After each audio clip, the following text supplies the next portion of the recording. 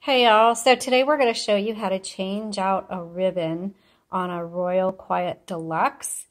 This happens to be in 1956, but it probably would apply to most Royal Quiet De Luxe. So Rob's going to show you how to do that now.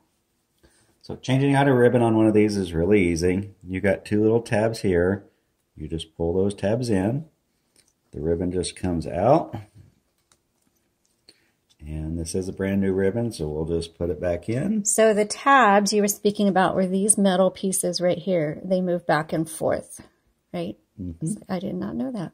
970. Okay, so those move back and forth. And you just put your ribbon back in. Black's always on top, red on bottom. You've got the little guides there. It just goes inside this guide. I can't see your hand. So it goes inside this guide here. It looks like a prong. And then there's a guide right here. Again, it looks like a prong like this. Put the ribbon in behind. And it goes through here.